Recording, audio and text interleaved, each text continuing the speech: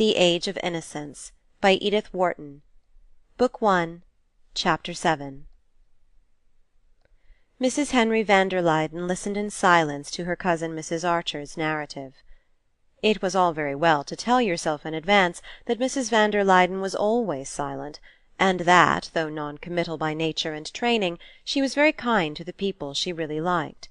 Even personal experience of these facts was not always a protection from the chill that descended on one in the high-ceilinged, white-walled Madison Avenue drawing-room, with the pale brocaded armchairs so obviously uncovered for the occasion, and the gauze still veiling the ormolu mantel-ornaments, and the beautiful old carved frame of Gainsborough's Lady Angelica du Lac. Mrs. van der Luyden's portrait by Huntingdon, in black velvet and Venetian point, faced that of her lovely ancestress. It was generally considered as fine as a Cabanel, and though 20 years had elapsed since its execution, was still a perfect likeness. Indeed, the Mrs. van der Luyden who sat beneath it listening to Mrs. Archer might have been the twin sister of the fair and still youngish woman drooping against a gilt armchair before a green rep curtain. Mrs. van der Luyden still wore black velvet and Venetian point when she went into society, or rather, since she never dined out, when she threw open her own doors to receive it. Her fair hair, which had faded without turning grey, was still parted in flat overlapping points on her forehead, and the straight nose that divided her pale blue eyes was only a little more pinched about the nostrils than when the portrait had been painted.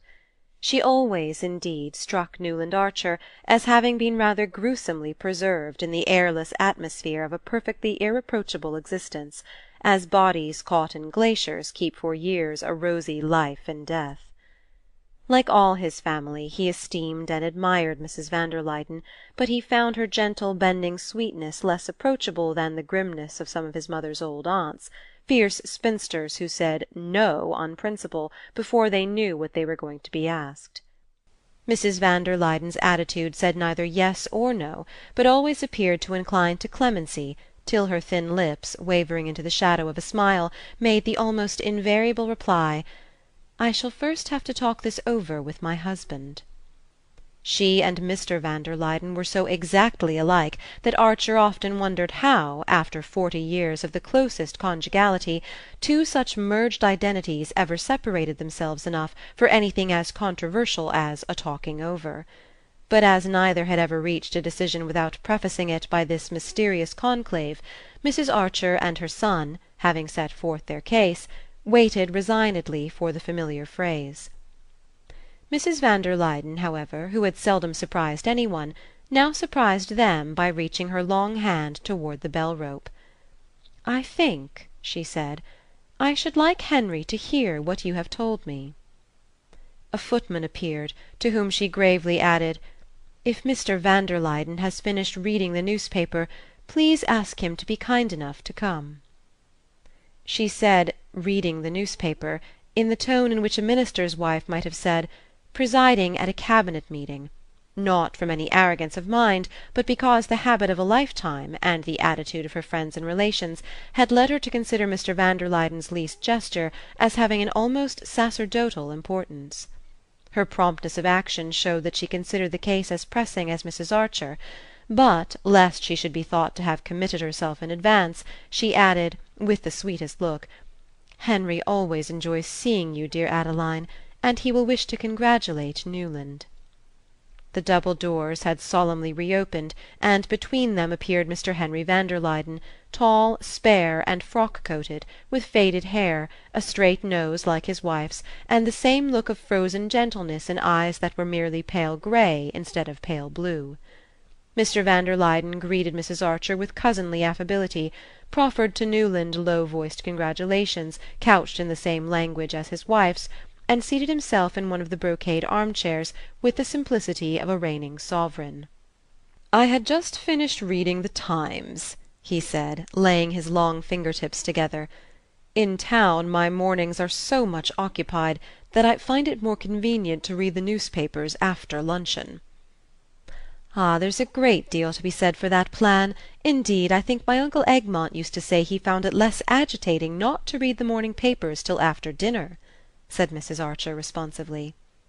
"Yes, my good father abhorred hurry. But now we live in a constant rush," said Mr. van der Luyden in measured tones, looking with pleasant deliberation about the large shrouded room which to Archer was so complete an image of its owners. "But I hope you had finished your reading, Henry," his wife interposed. "Quite, quite," he reassured her. "Then I should like Adeline to tell you—" "Oh, it's really Newland's story," said his mother, smiling, and proceeded to rehearse once more the monstrous tale of the affront inflicted on Mrs. Lovell Mingott. "Of course," she ended, "Augusta Welland and Mary Mingott both felt that, especially in view of Newland's engagement, you and Henry ought to know." "Ah," said Mr. van der Luyden, drawing a deep breath. There was a silence, during which the tick of the monumental ormolu clock on the white marble mantelpiece grew as loud as the boom of a minute gun. Archer contemplated with awe the two slender faded figures, seated side by side in a kind of vice-regal rigidity, mouthpieces of some remote ancestral authority which fate compelled them to wield, when they would so much rather have lived in simplicity and seclusion, digging invisible weeds out of the perfect lawns of Skuytercliff, and playing patience together in the evenings. Mr. van der Luyden was the first to speak. "You really think this is due to some intentional interference of Lawrence Lefferts's?" he enquired, turning to Archer. "I'm certain of it, sir. Larry has been going it rather harder than usual lately, if Cousin Louisa won't mind my mentioning it, having rather a stiff affair with the postmaster's wife in their village, or someone of that sort. And whenever poor Gertrude Lefferts begins to suspect anything, and he's afraid of trouble, he gets up a fuss of this kind, to show how awfully moral he is, and talks at the top of his voice about the impertinence of inviting his wife to meet people he doesn't wish her to know. He's simply using Madame Olenska as a lightning rod. I've seen him try the same thing often before." "The Leffertses!" said Mrs. van der Luyden. "The Leffertses!" echoed Mrs. Archer. "What would Uncle Egmont have said of Lawrence Lefferts's pronouncing on anybody's social position? It shows what society has come to." "We'll hope it has not quite come to that," said Mr. van der Luyden firmly. "Oh, if only you and Louisa went out more!" sighed Mrs. Archer. But instantly she became aware of her mistake. The van der Luydens were morbidly sensitive to any criticism of their secluded existence. They were the arbiters of fashion, the court of last appeal, and they knew it, and bowed to their fate.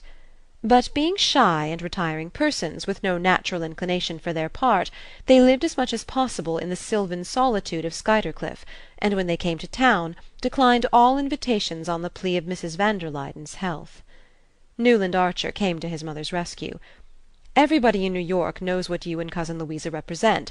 That's why Mrs. Mingott felt she ought not to allow this slight on Countess Olenska to pass without consulting you."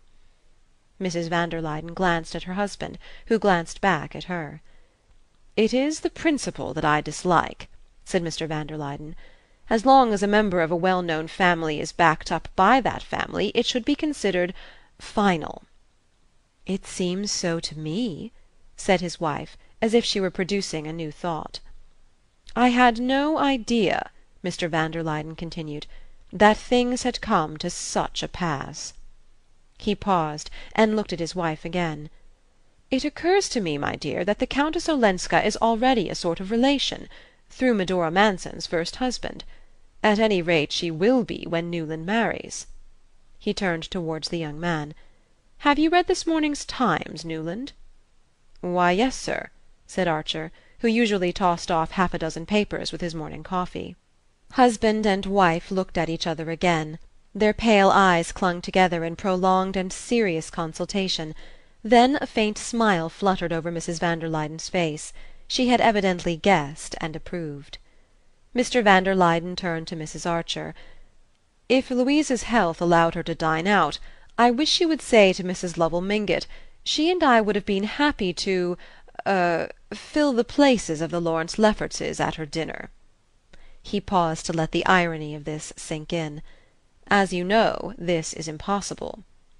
Mrs. Archer sounded a sympathetic assent. "But Newland tells me he has read this morning's Times. Therefore he has probably seen that Louisa's relative, the Duke of St. Austrey, arrives next week on the Russia. He is coming to enter his new sloop, the Guinevere, in next summer's International Cup race, and also to have a little canvas-back shooting at Trevenna." Mr. van der Luyden paused again, and continued with increasing benevolence. "Before taking him down to Maryland we are inviting a few friends to meet him here, only a little dinner, with a reception afterward. I am sure Louisa will be as glad as I am if Countess Olenska will let us include her among our guests." He got up, bent his long body with a stiff friendliness toward his cousin, and added, "I think I have Louisa's authority for saying that she will herself leave the invitation to dine when she drives out presently, with our cards, of course with our cards." Mrs. Archer, who knew this to be a hint that the 17-hand chestnuts which were never kept waiting were at the door, rose with a hurried murmur of thanks. Mrs. van der Luyden beamed on her with the smile of Esther interceding with Ahasuerus, but her husband raised a protesting hand. "There is nothing to thank me for, dear Adeline, nothing whatever. This kind of thing must not happen in New York.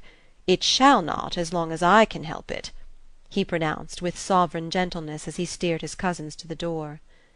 2 hours later every one knew that the great C-spring barouche in which Mrs. van der Luyden took the air at all seasons had been seen at old Mrs. Mingott's door, where a large square envelope was handed in, and that evening at the opera Mr. Sillerton Jackson was able to state that the envelope contained a card inviting the Countess Olenska to dinner, which the van der Luydens were giving the following week for their cousin, the Duke of St. Austrey. Some of the younger men in the club box exchanged a smile at this announcement, and glanced sideways at Lawrence Lefferts, who sat carelessly in the front of the box, pulling his long fair moustache, and who remarked with authority, as the soprano paused, "No one but Patty ought to attempt the Sonnambula." Chapter 7